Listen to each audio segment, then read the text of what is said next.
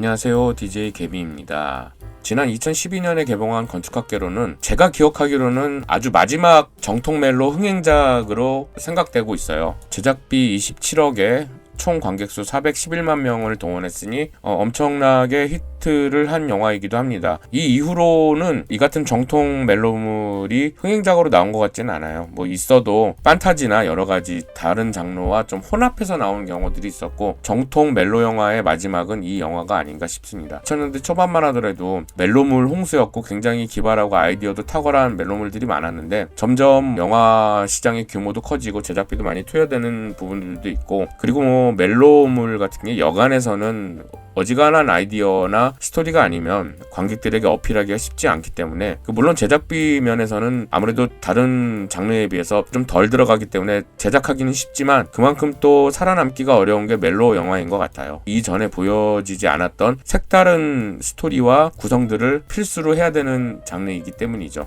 네, 영화의 스토리 주요 이야기를 살펴보도록 하죠. 건축 설계사 사무실에서 근무하고 있는 승민에게 어느 날 서연이 찾아옵니다. 서연은 대학교 1학년 시절 승민의 첫사랑이었죠. 서연이 제주도에 있는 자신의 집, 그러니까 아버지가 살았던 집을 새롭게 건축해달라는 의뢰를 하러 온 것이고, 그리고 승민은 이를 통해서 과거의 서연과 대학교 1학년 때의 추억을 회상하는 형식으로 과거와 현재가 동시 진행하는 것이 주요 줄거리의 뼈대입니다. 건축학회로는 정통 멜로물들의 주요 소재인 첫사랑에 관한 영화예요. 우리나라에서도 영화 클래식이나 봄날은 간다와 같은 첫사랑을 소재로 한 영화들이 많이 있었죠. 보통 첫사랑을 소재로 한 멜로 영화 같은 경우는 추억 소환물이 아무래도 줄을 이루게 돼 있고, 그리고 여기에도 어느 정도의 판타지나 이런 것들이 가미되기도 마련인데, 앞에서 언급했던 봄날은 간다는 엄청나게 리얼한 영화라면, 반면에 클래식 같은 경우는 꽤 많이 판타지가 좀 가미된 영화라고 할까요? 그런 요소들이 있고, 건축학개론도 제가 보기에는 좀 더 리얼리즘에 가까운 영화라고 생각은 하고 있어요. 특히 이 영화는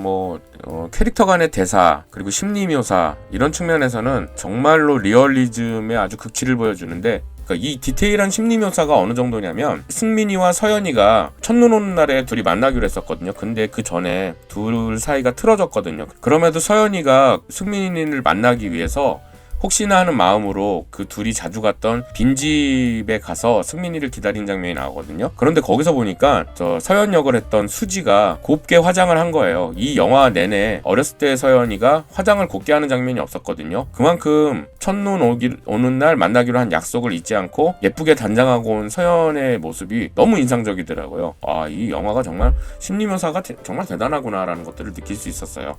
영화의 캐스팅을 살펴볼까요? 이 영화는 액자 형식으로 돼서 과거와 현재를 동시 진행하는데, 현재의 승민은 엄태웅, 그리고 현재의 서연은 한가인이 맡았고, 과거의 승민은 이재훈, 그리고 과거의 서연은 수지가 맡았죠. 나름대로 주인공의 캐스팅은 괜찮았던 것 같아요. 그런데 이제 과거의 주인공들과 현재의 주인공들의 외모의 매치업이 좀 안 되다 보니, 감독은 이제 이런 것들을 이제 액자 형식으로 서로 다른 사람이라고 봐도 상관없다라는 설정으로 했다고 합니다. 엄태웅 같은 경우는 차곡차곡 쌓아 나와서 이 건축학개론 당시에 각종 드라마와 영화에서 주인공으로 맹활약을 하던 시기인데, 나중에는 불미스러운 사건으로 이 업계에서 또 사라지게 된 안타까움을 맞았죠. 한가인은 단한 이미지와는 다르게 여기서는 좀 톡톡 튀는 그런 역할을 맡았고, 이재훈 배우는 찌질한 스타일의 그 승민 역할을 너무 잘했고, 수지야말로 정말 청순하고 순수해 보이는 그런 이미지로 완전히 이제 대세 배우로 자리매김하는데 큰 역할을 했죠, 이 영화가. 특히 이 영화를 통해서 배우 조정석의 발견은 이 영화사에 있어서 최고의 업적이라고 할 수 있습니다. 영화에서 분위기를 환기시키는 코믹한 장면을 혼자서 올인한 씬스틸러 납득이 캐릭터는 이 조정석이란 배우를 각인시켜주는데 크게 한몫했죠. 영화에서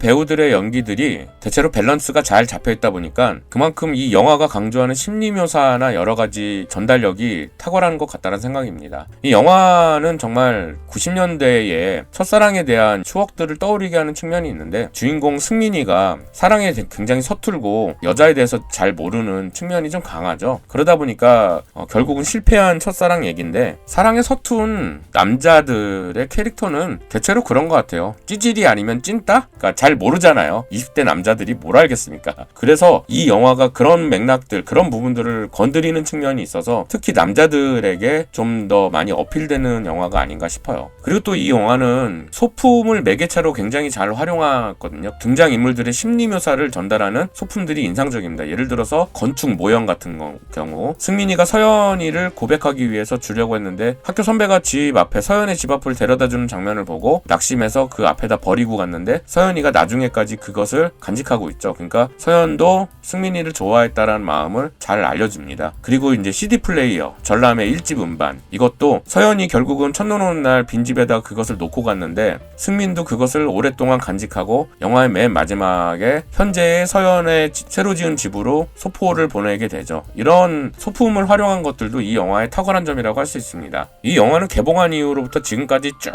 논란이 되고 있는 장면이 있죠. 바로 좀 전에 말씀드린 그 서연의 집 앞에 학교 선배가 데려다 주면서 이것에 낙심한 승민이 마음을 닫게 되는데요. 과연 이 학교 선배와 서연이가 뭔가 중대사를 치렀냐 안 치렀느냐 대한 논쟁들이 많은데요. 근데 이 영화는 여러 가지 측면에서 보면 별일이 없었던 것으로 보이거든요. 왜냐면 그 다음에 서연의 행동들을 보면 다 알 수 있어요. 서연이 만약에 승민이와 배신을 때리고 학교 선배와 뭔가 일을 치렀다면 그 다음날 아침에 건축 모형을 줍는 장면도 성사가 되지 않고, 그리고 서연이 그 이후에도 승민이과 앞에서 기다리고 첫눈이 오는 날 빈집으로 찾아가고 이런 행동들이 설명이 안 되거든요. 그래서 이 논란은 굉장히 좀 어떻게 보면 무의미한 것 같아요. 그런데 워낙에 보는 사람에 따라서 오해와 각자 나름대로 해석할 여지가 있었던 것 같습니다. 건축학개론은 이지수 음악감독이 담당했습니다. 이지수 음악감독은 최근 이상한 나라의 수학자를 담당했고 카트나 여러 애니메이션 영화를 맡은 감독입니다. 영화의 OST는 총 4곡으로 굉장히 쿨합니다. 딱 4곡인데 적절하게 잘 쓰인 것 같아요. 거기다 영화는 기억의 습작을 전면으로 내놓기 때문에 이렇게 OST 스코어를 이렇게 떠받쳐주는 것도 굉장히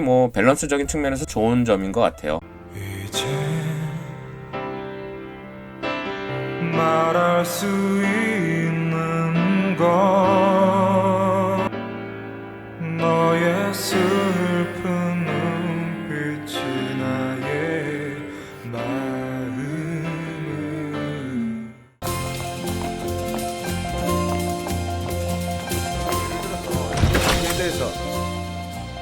이 도시에 대해서 한번 생각을 해봅시다.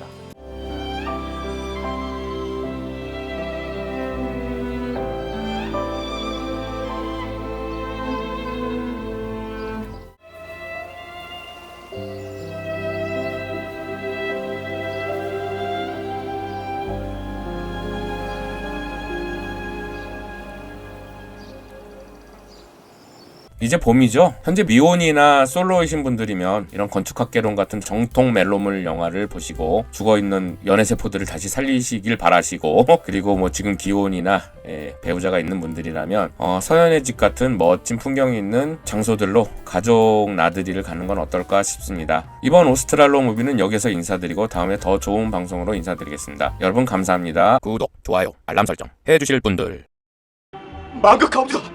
각하를 위해 죽을 것이옵니다. 각하! 복 받으실 거예요.